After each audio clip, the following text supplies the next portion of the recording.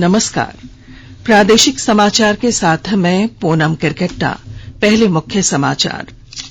प्रधानमंत्री नरेंद्र मोदी आज सभी राज्यों और केंद्र शासित प्रदेशों के श्रम मंत्रियों के राष्ट्रीय सम्मेलन को वीडियो कॉन्फ्रेंस के माध्यम से करेंगे संबोधित। राज्य सरकार ने युवाओं और छात्र हित में लिए कई महत्वपूर्ण फैसले। मंत्रिमंडल ने 50,000 शिक्षकों की नियुक्ति समेत 38 प्रस्तावों को दी मंजूरी। राज्य सरकार ने आंगनबाड़ी सेविका और सहायिका के मानदेय में की बढ़ोत्तरी।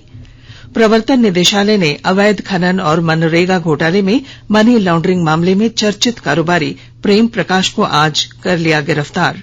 और बीसीसीआई ने संयुक्त अरब अमीरात में खेले जाने वाले एसीसी एशिया कप 2022 के लिए वीवीएस लक्ष्मण को टीम इंडिया का अंतरिम मुख्य कोच नामित किया। और अब समाचार विस्तार से।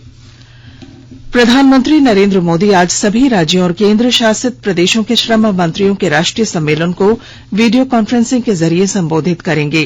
2 दिन के इस सम्मेलन का आयोजन केंद्रीय श्रम और रोजगार मंत्रालय आज से आंध्र प्रदेश में तिरुपति में कर रहा है। श्रम संबंधी विभिन्न मुद्दों पर विचार के लिए सहकारी संघवाद की भावना के अंतर्गत इस सम्मेलन का आयोजन किया जा रहा है। यह श्रमिकों के कल्याण के लिए योजनाओं का प्रभावी कार्यान्वयन सुनिश्चित करने और नीतियों को बेहतर बनाने तथा केंद्र और राज्यों के लिए बेहतर तालमेल बनाने में मदद करेगा। सम्मेलन के 4 मुख्य सत्र होंगे। इनमें सामाजिक सुरक्षा योजनाओं के लिए ई श्रम पोर्टल को एकीकृत करना और ईएसआई अस्पतालों के माध्यम से चिकित्सा देखभाल शामिल है। अन्य 2 सत्रों के विषय हैं 4 श्रम संहिताओं के अंतर्गत नियम तय करना और विजन श्रमेव जयते एट 2047। राज्य सरकार ने विभिन्न विद्यालयों में 50,000 सहायक शिक्षकों की नियुक्ति का निर्णय लिया है। मुख्यमंत्री हेमंत सोरेन की अध्यक्षता में कल हुई मंत्रिमंडल की बैठक में इस प्रस्ताव को मंजूरी दी गई। मंत्रिमंडलीय सचिव वंदना दादेल ने बताया कि बैठक में विभिन्न विभागों से संबंधित 38 प्रस्तावों को मंजूरी दी गई। उन्होंने बताया कि प्राथमिक विद्यालय के इंटरमीडिएट प्रशिक्षक सहायक आचार्य के 20,000 से ज्यादा और माध्यमिक स्कूलों के 29,000 से ज्यादा पद की स्वीकृति प्रदान की गई है। इसके अलावा मंत्रिमंडल ने छात्रवृत्ति की राशि में भी बढ़ोत्तरी की है। वहीं पुलिस कर्मियों को क्षतिपूर्ति अवकाश के रूप में 1 महीने का वेतन देने के प्रस्ताव पर भी स्वीकृति दी गई। मंत्रिमंडल ने रांची और कोयलांचल विश्वविद्यालय के कॉलेजों के लिए 174 पद स्वीकृत किए। राज्य सरकार ने सेविका और सहायिका के मानदेय में बढ़ोत्तरी कर दी है। यह जानकारी ट्वीट के जरिए शिक्षा मंत्री जगन्नाथ महतो ने दी है। उन्होंने बताया कि अब सेविकाओं को प्रतिमाह 9,500 रूपये और सहायिकाओं को 4,750 रूपये मिलेंगे। इससे पूर्व आंगनबाड़ी सेविका सहायिका संघ के शिष्टमंडल ने मुख्यमंत्री से मुलाकात की। इस दौरान मुख्यमंत्री ने कहा कि नई नियमावली बनाकर आंगनबाड़ी कर्मचारियों के हित में राज्य सरकार ने काम किया है। श्री सोरेन ने कहा कि राज्य सरकार सभी आंगनबाड़ी कर्मियों का भविष्य निधि खाता भी खुलवाएगी और मानदेय का 6% राशि अलग से जमा करेगी। वहीं इन कर्मियों के हित में अब अनुकंपा का भी लाभ दिए जाने का सरकार ने प्रावधान किया है। आकाशवाणी अनूठी पहल के साथ स्वतंत्रता के 75 वर्ष का उत्सव मना रहा है। इसका शीर्षक है आजाद भारत की बात, आकाशवाणी के साथ।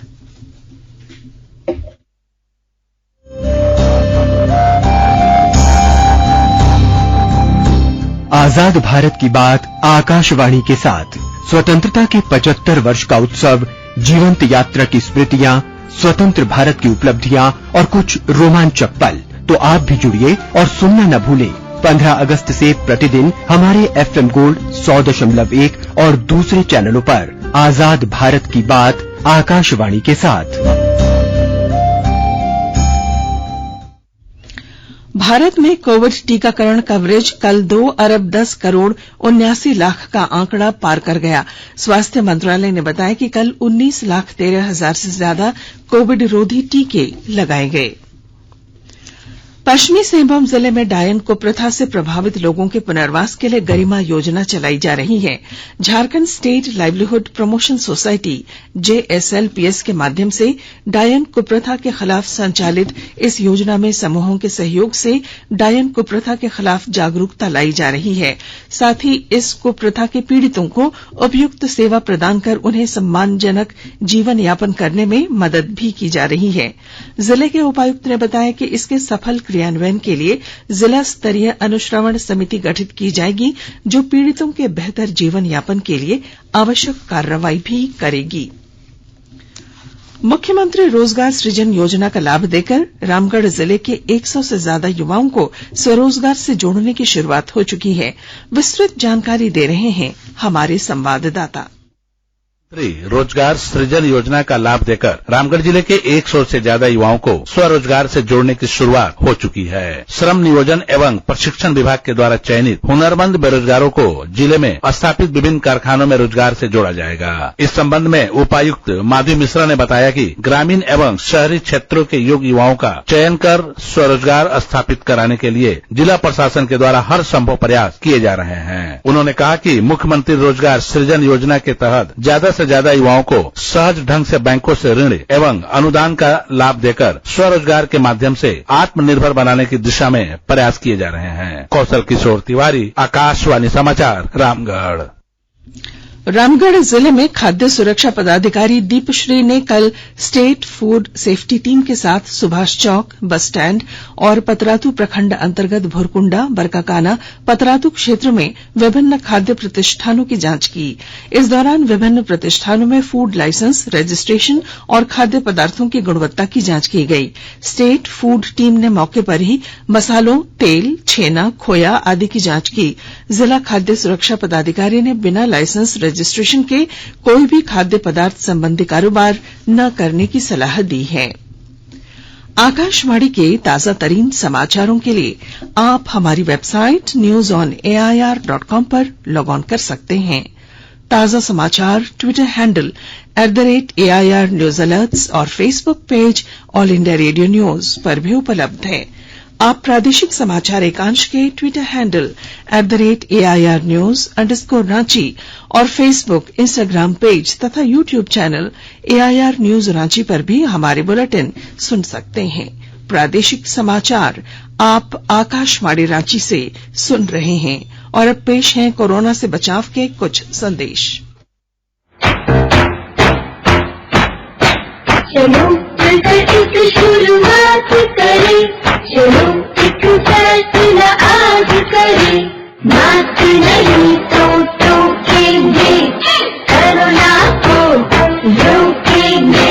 चलो एक वादा करते हैं, चलो एक वादा करते हैं, मास्क नहीं तो टोकेंगे, कोरोना को रोकेंगे। भारत सरकार द्वारा जनहित में जारी। कोविड-19 से बचाव और सुरक्षित रहने के 3 उपाय। मास्क लगाएं, 2 गज दूरी है जरूरी, सुरक्षित दूरी रखें, हाथ और मुंह साफ रखें।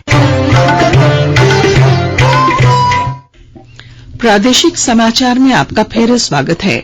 प्रवर्तन निदेशालय ने अवैध खनन और मनरेगा घोटाले में मनी लॉन्ड्रिंग मामले में चर्चित कारोबारी प्रेम प्रकाश को आज गिरफ्तार कर लिया। इससे पूर्व कल प्रेम प्रकाश के झारखंड, बिहार, दिल्ली और तमिलनाडु के 17 ठिकानों पर छापेमारी की। छापेमारी के दौरान प्रेम प्रकाश के रांची स्थित आवास से 2 AK-47 राइफल बरामद की गई। इससे पहले भी प्रवर्तन निदेशालय ने मनी लॉन्ड्रिंग मामले में ही प्रेम प्रकाश से जुड़े लगभग दर्जन भर ठिकानों पर छापेमारी की थी। तब ईडी को विदेशी नस्ल का कछुआ और करोड़ों के लेनदेन संबंधी दस्तावेज हाथ लगे थे। इसके आधार पर ईडी ने उनकी अचल चल संपत्ति को भी खंगाला था। इधर पुलिस ने प्रेम प्रकाश के यहां से मिले AK-47 मामले में कहा है कि ये हथियार सार्जेंट मेजर के 2 आरक्षियों के हैं। इस मामले में रांची पुलिस ने इस लापरवाही के लिए दोनों आरक्षियों को निलंबित कर दिया है। वहीं रांची के एक बड़े चार्टर्ड अकाउंटेंट जे जयपुरियार के मोरहाबादी और अशोकनगर स्थित ठिकानों पर भी छापेमारी की गई। बताया जा रहा है कि जे जयपुरियार का प्रेम प्रकाश ही नहीं बल्कि कई बड़े राजनेताओं और नौकरशाहों से घनिष्ठ व्यावसायिक संबंध है। राज्य में प्रवर्तन निदेशालय की छापेमारी को लेकर मुख्यमंत्री कार्यालय ने कहा है कि कुछ मीडिया संस्थानों द्वारा आरोपियों के साथ मुख्यमंत्री हेमंत सोरेन का नाम भी जोड़ा जा रहा है, जो गलत है। मुख्यमंत्री कार्यालय ने आपत्ति जताते हुए कहा है कि ऐसा करना मुख्यमंत्री के सार्वजनिक पद की गरिमा का उल्लंघन है। जारी विज्ञप्ति में कहा गया है कि केंद्र सरकार की एजेंसियों को छापेमारी मामले में राज्य सरकार ने पूर्ण सहयोग किया है। कहा गया है कि दुर्भावनापूर्ण रिपोर्टिंग करने पर मीडिया संस्थानों के खिलाफ कानूनी कार्रवाई की जा सकती है। इधर देवघर में पटना से आई आयकर विभाग की टीम ने कल देवघर के नगर थाना अंतर्गत कोर्ट रोड स्थित हरिओम लक्ष्मी नारायण ज्वेलर्स में छापेमारी की। यह ज्वेलर्स स्टोर भागलपुर के निवर्तमान डिप्टी मेयर सह लोक जनशक्ति पार्टी जिलाध्यक्ष राजेश वर्मा की है। बताया जा रहा है कि आय से अधिक और अवैध सोना खपाने के मामले को लेकर आयकर की टीम ये कार्रवाई की। इस छापेमारी को चर्चित कारोबारी प्रेम प्रकाश से भी जोड़कर देखा जा रहा है। गुमला जिले के उपायुक्त सुशांत गौरव ने लघु कुटीर उद्योग के मामलों की समीक्षा करते हुए जिला उद्योग केंद्र के महाप्रबंधक को बांस कारीगर कला केंद्र के निर्माण के लिए कारीगरों के साथ सहमति बनाकर निर्माण स्थल का चयन करने का निर्देश दिया है। वहीं लघु एवं कुटीर उद्यम विकास बोर्ड के समन्वयक को घाघरा, बिशनपुर और चैनपुर प्रखंड में बांस के कारीगरों और माटी शिल्पकारों की मैपिंग करने का निर्देश दिया। बांस के कारीगरों के उत्पादन को बढ़ाने के लिए टूल किट, माटी शिल्पकारों के लिए इलेक्ट्रिक चाक वितरण करने के लिए हिंडाल्को इंडस्ट्री लिमिटेड के समन्वय स्थापित करने को कहा। लघु एवं कुटीर उद्यम विकास बोर्ड के समन्वयक और जेएसएलपीएस को दीपावली और छठ को देखते हुए माटी शिल्पकारों को बाजार उपलब्ध कराने की दिशा में पलाश मार्ट के माध्यम से उन्हें जोड़ने का निर्देश दिया। इलेक्ट्रॉनिक पासपोर्ट इस वर्ष के अंत तक जारी किए जाएंगे। विदेश मामलों के सचिव डॉक्टर औसफ सईद ने ये जानकारी दी है। उन्होंने बताया कि ई चिप और कई विशेषताएं पासपोर्ट बुक में शामिल की जाएंगी, जो भारतीय पासपोर्ट को सुरक्षित बनाएंगी और इसे मशीन के माध्यम से पढ़ा जा सकेगा। डॉक्टर सईद ने यह भी कहा कि कानूनी प्रक्रियाओं के माध्यम से इमिग्रेशन प्रक्रिया को आसान बनाने और प्रवासियों के प्रशिक्षण स्तर को बढ़ाने के प्रयास किए जा रहे हैं। देवघर में पुलिस ने बिजली बिल के नाम पर साइबर ठगी करने वाले 4 अपराधियों को गिरफ्तार किया है।